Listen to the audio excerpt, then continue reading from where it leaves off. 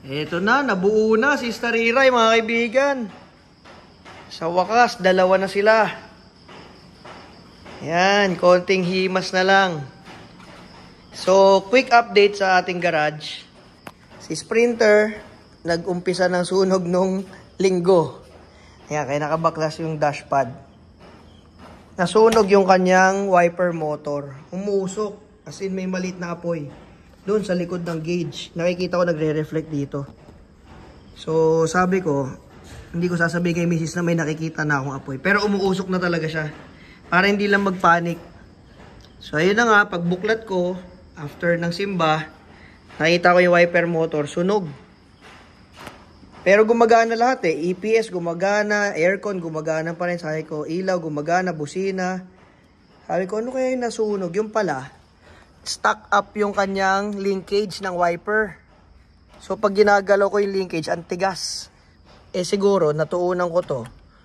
Hindi gumana yung motor. Kumbaga sa makina, pinipigilan mo siya umikot habang gumagana yung kuryente. So nagsunog.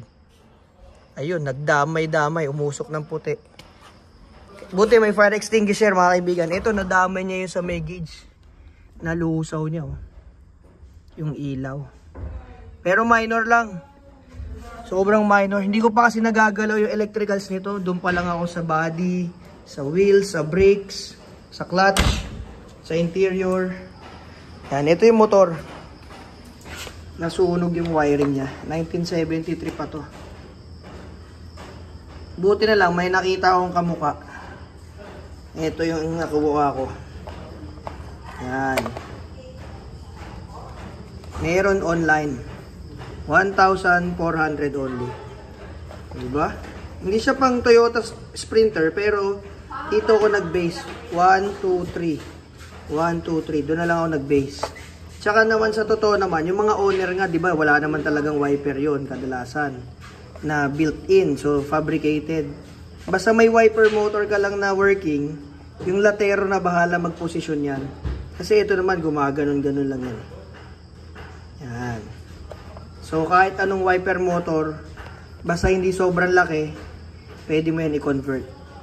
Yung latero na bahala magdiskarte ng butas niyan sa yero. Madali lang, kayang-kaya yan. Ang wiring naman, parehas lang. Iba lang yung sakit, pero pag tinap-tap ko lang yan, okay na yan.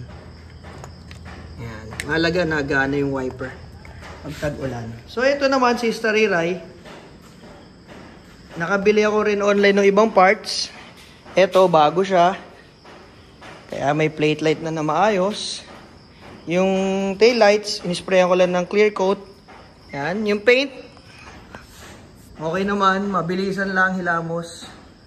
Makintab din naman. Yan oh. Kasi nagkatama siya pagkaka-engine swap. Interior, color gray. Yan. Sensya na, nakahubad tayo ng t-shirt. Naggawa ko buong araw dito. Di ako nakapunta sa shop. So, nagabukan kasi nag-buff eh. So, ayan. Gray ang interior na napili ko. Pati sa ceiling. Kasi yung sa Sprinter, all black. So, yung aircon, may bago na tayong aircon system. Tatanggalin na yan. Tapos ito, iahabol ko.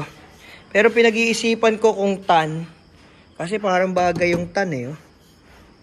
Tan o kaya gray. Papaulit ko na lang siguro. Yan, ito natuluan ng mga nilihang clear coat.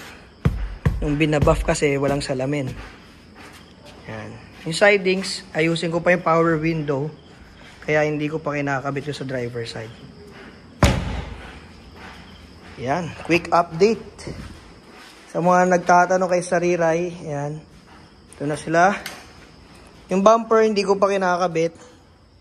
Kasi, yung aircon, ayusin namin bukas. So, mag-hose ulit ng bago, linya ng hose, wirings.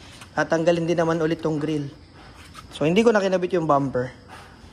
Pero working na, ilaw, busina. Ilaw natin, teka. Etong RPM, hindi ko pa napapagana yung tachometer.